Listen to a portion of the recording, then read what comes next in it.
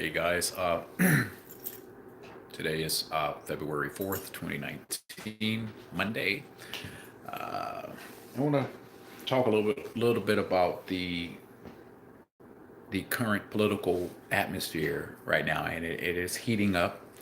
As we know, we have president or number, what is he, 45? I say president because I really don't consider the guy an honorable president, but at least we know where he's coming from. At least we know his agenda, his intentions. He's not one of these sleeper cells or people that are put into the White House simply, and or voted into the White House by,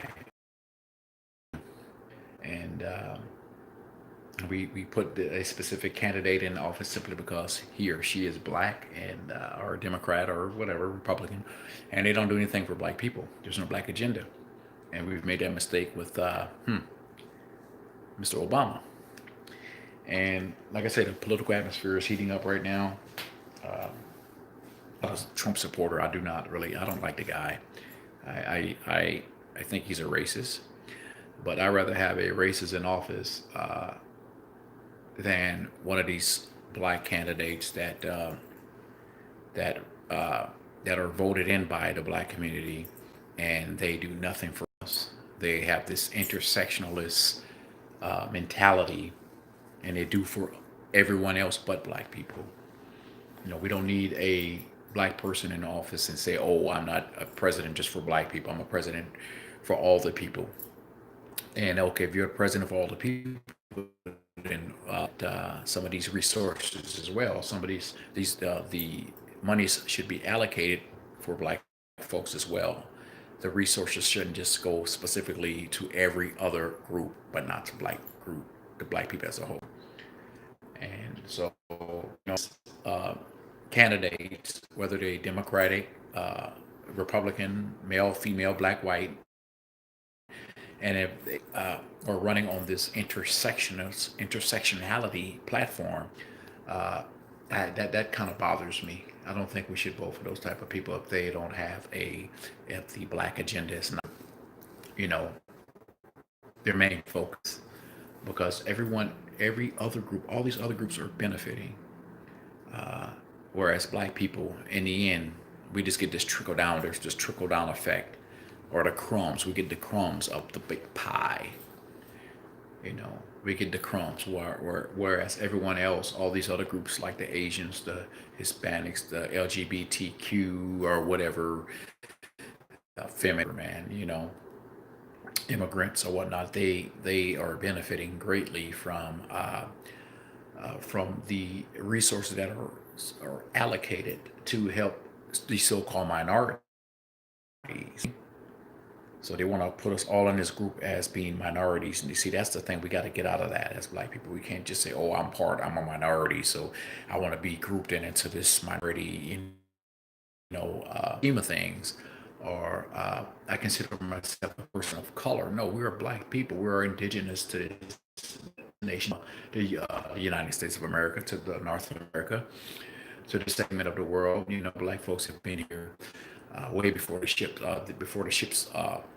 sailed to the African coast and brought black people here as slaves, as indigenous or what's the word I'm looking for, servitude, but later became indentured servitudes, but later became slaves. But that's another story. So basically, I'm not down with this intersectionality thing, man. It's like we gotta uh, only support candidates that have our best interests at heart. That think of us as black people, or DOS, or descendants of slaves. I'm not against anyone being helped financially.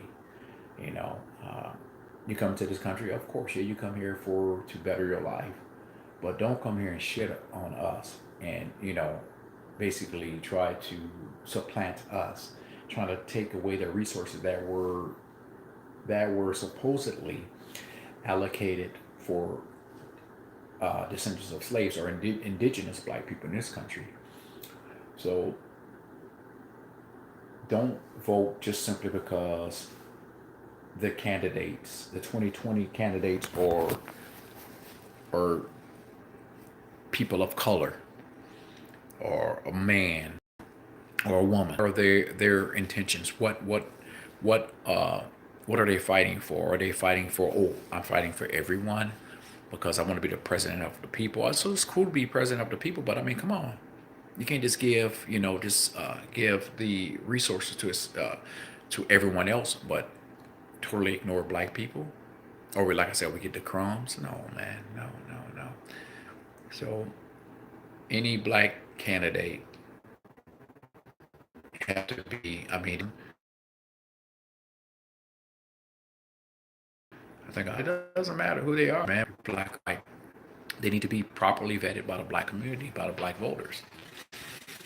Because we have to demand, you know, uh, don't go into this election season blindly, you know, like many of us were uh, in 2007 or 2008 when we went out went out and voted Barack Obama in, and things did not change or have gotten better for black folks. At least I know when there's someone like Trump in office, and like I said, I believe he's a damn racist. But it's better to be faced uh, with a racist, a wolf, than to be tricked and by a fox. I mean, when it's all said and done, a fox will eat you just like a wolf will eat you. Only the fox will eat you slower, a lot slowly than a wolf would. A wolf is easier seen from a distance, from a mile away. A fox, whereas a fox, they're very friendly and cunning, but they will devour you the same as a wolf, and that's what Malcolm X said. Malcolm said he'd rather deal with a fox than a wolf, because the wolf come to you with it's growling. You can see its fangs. The wolf. You can see the drool, whereas a fox comes, very cunning and friendly and smiling in your face. And that's what a lot of these Democrats and so-called liberals, that's how they come at us. So I'd rather, like I said, I don't like Trump. I don't care if you. I cannot stand racist ass people, regardless. And I don't, and when they're ultra conservative, they're very racist. Liberals too that are very racist. And you got a lot of these candidates that are vetted by the system. You dig? In order for them to gain public office, a lot of them are vetted, or they're all vetted.